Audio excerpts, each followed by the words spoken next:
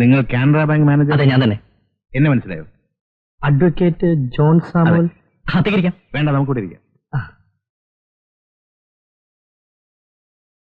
ഞാൻ റോയി അന്വേഷിച്ചു വന്നതാ. നമ്മുടെ ഒരു പയ്യന്. താഴെയില്ലേ? കണ്ടില്ല, ഇവിടെ കാണുമെന്ന് വിചാരിച്ചു. എവിടെ പോയാന്നറിയാമോ? അറിയില്ല. എന്താ, നിങ്ങൾ തമ്മിൽ കാണാറില്ലേ? ഇല്ല. നല്ല രസത്തിലല്ല അല്ലേ? നിങ്ങൾ തമ്മിൽ വലിയ കമ്പനി ആയിരുന്നു എന്നാണല്ലോ കേട്ടിട്ടുള്ളത്. I mean family friends. അങ്ങനെ ആയിരുന്നു. ഇപ്പോഴല്ല അല്ലേ? ഒരുപക്ഷെ നിങ്ങൾക്ക് തോന്നുന്നുണ്ടാവും ഇയാളെന്താ കോടതിയിലെ ക്രോസ് വിസ്താരം പോലെ ചോദിക്കുന്നതെന്ന്. സത്യമാണ്. 10-15 വർഷം കോടതി കിടന്ന് വായിട്ടടിച്ച് അങ്ങനെ ആയിപ്പോയി. സോറി.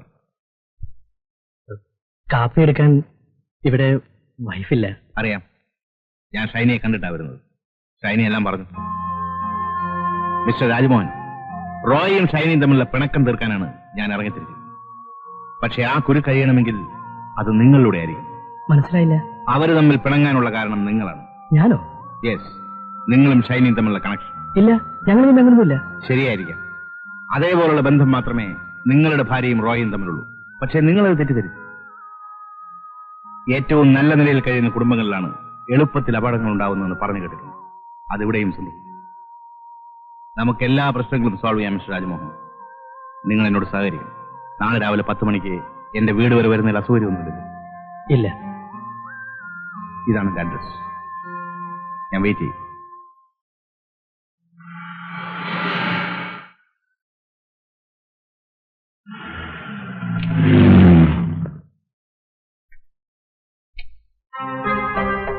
ഇയാളെന്നാ ഇവിടെ വന്നു?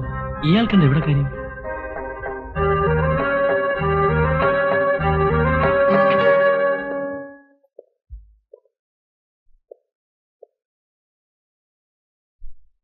ആഹാ, കൃത്യസമയത്ത് തന്നെ എത്തിയല്ലോ രണ്ട് കക്ഷികളും. വാ വാ വാ വാ, ഇരിക്കെ അങ്ങോട്ടിരിക്കെ.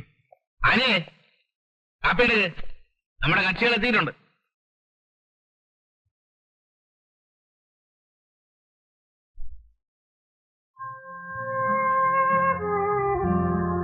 രണ്ടുപേരോട് ഒരേ സമയത്ത് തന്നെ വരണമെന്ന് പറഞ്ഞത് പ്രശ്നങ്ങൾ രണ്ടും ഒന്നായതുകൊണ്ട്. രണ്ടുപേർക്കും സംശയം സ്വന്തം ഭാര്യമാര്. സാധാരണ കാണുന്നത് ഭർത്താക്കന്മാരെ സംശയിക്കുന്ന ഭാര്യമാരെയാണ്. പക്ഷെ നിങ്ങളുടെ കാര്യത്തിൽ നേരെ തിരിച്ച. ഞാൻ അറിഞ്ഞിടത്തോളം ശ്രീദേവിക്കും ഷൈനിക്കും പരസ്പരം വിശ്വസിക്കാനും കാര്യങ്ങൾ മനസ്സിലാക്കാനും കഴിയുന്നുണ്ട്. ഞാൻ രണ്ടുപേരെയും കണ്ട് സംസാരിച്ചു. അവർ സകല ദൈവങ്ങളെയാണ് ഇട്ട് പറയുന്നു. അവർ തെറ്റ് ചെയ്തെടുക്കുന്നു. ഭർത്താക്കന്മാരെ അവർക്ക് പൂർണ്ണ വിശ്വാസവുമാണ്. ഇനി നിങ്ങളാണ് പറയേണ്ടത്. സ്വന്തം മനസാക്ഷിയോട് ചോദിച്ചു നോക്ക്, തെറ്റ് ചെയ്തിട്ടുണ്ടോന്ന്. എന്താ രണ്ടുപേരും ഒന്നും മിണ്ടാത്തത്? ഡ്രൈവറും വേലക്കാരും പച്ചക്കറിക്കാരനും പറയുന്നതാണ് നിനക്കൊക്കെ പ്രമാണം. അവിടെയാണ് തെറ്റുപറ്റിയത്. എടാ, കൊച്ചു കൊച്ചു പിണക്കങ്ങളുടെ വലിയ ദുരന്തങ്ങൾ വരുത്തി വെക്കാൻ എളുപ്പമാണ്. ജീവിതം ഒരിക്കലേ ഉണ്ടാവൂ, അത് മറക്കരുത്. കയറി വന്നിരിക്കുന്നു ഡൈവോഴ്സ് എന്ന് പറഞ്ഞു. ഡൈവോഴ്സിന്റെ ഡെഫിനിഷൻ എന്താണെന്ന് നിനക്കറിയാമോ? ഇപ്പൊ ഇതൊരു പുതിയ ഫാഷനായി മാറിയിരിക്കുകയാണ്. വിവാഹത്തിന്റെ പിറ്റേന്ന് തന്നെ ഡൈവോഴ്സ് വേണമെന്നും പറഞ്ഞു വരുന്നവന്മാരുണ്ട്. കാരണം ചോദിച്ചാൽ പറയും ഫസ്റ്റ് നൈറ്റിന് എന്തോ ചോദിച്ചപ്പോ പെണ്ണ് കരഞ്ഞെന്ന്. നിന്റെ വിവാഹം കഴിഞ്ഞിട്ട് ഇപ്പൊ എത്ര നാളായി? 6 മാസം ആകാൻ പോകുന്നു. എടാ, 6 മാസം തികയാതെ ഡൈവോഴ്സ് ചെയ്യാൻ പറ്റില്ലെന്ന് നിയമം ഉണ്ടെന്ന് നിനക്കറിയാമോ? എവിടം വരെ വിസ്താരമൊക്കെ? മധുരം നല്ല ലക്ഷണമാ. കഴിക്കേ കഴിക്കേ.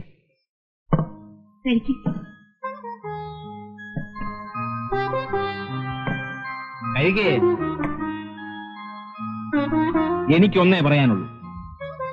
പരസ്പര വിശ്വാസമാണ് ദാമ്പത്യ ജീവിതത്തിന്റെ അടിത്തറ, അല്ലേ ആനി? രണ്ടുപേരും നേരത്തെ വില്ലന്മാരായിരിക്കും. അതുകൊണ്ട് പെട്ടെന്ന് ഇങ്ങനെ തോന്നാൻ കാരണം. ഇനി സമയം കളയണ്ട. രണ്ടുപേരും പോയി പെമ്പിള്ളേരെ വിളിച്ചോണ്ട് വാ.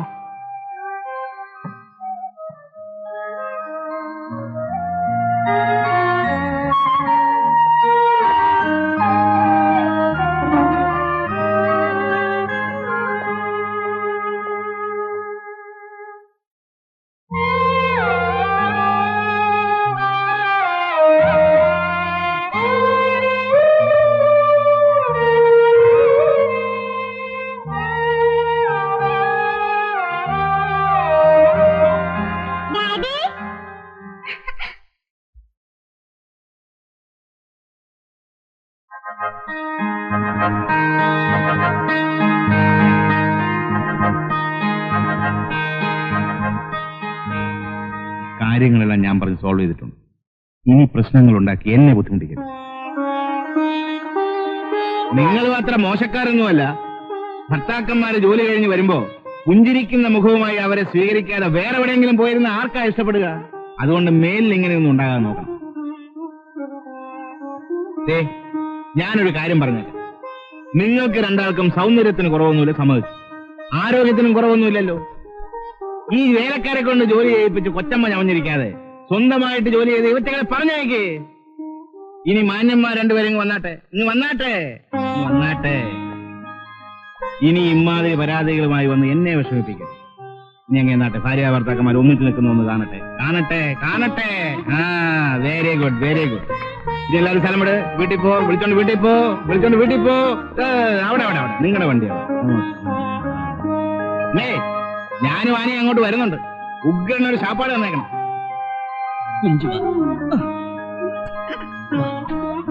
കണ്ടോടെ ഒരു പ്രശ്നം തീർന്നു. ഇങ്ങോട്ട് വന്നേ. ഒന്നിങ്ങി വന്നേ. എന്നതാ? ഞാൻ കുറച്ചേരെ ശ്രദ്ധിക്കായിരുന്നു. നിങ്ങൾക്ക് പെമ്പിള്ളേടുത്ത് മാത്രം എന്താ ഇത്ര തമാശയും കളിയും ഒക്കെ? അതൊക്കെ പറ. കേക്കട്ടെ, എല്ലാരും കേക്കട്ടെ. അതിനുവേണ്ടി തന്നെയാ പറയുന്നത്. എന്റെ അടുത്ത് ഈ വേലയൊന്നും വേണ്ട. ആഹാ, എന്നെ അങ്ങനെ മണ്ടിയാക്കാനൊന്നും നോക്കണ്ട. ഈ കേസിൽ ഇത്ര ഇൻട്രസ്റ്റ് കാണിച്ചപ്പോഴേ എനിക്ക് തോന്നിയതാ എന്തോ പന്തികേടുണ്ടെന്ന്. പ്രായമായാലും മനുഷ്യനും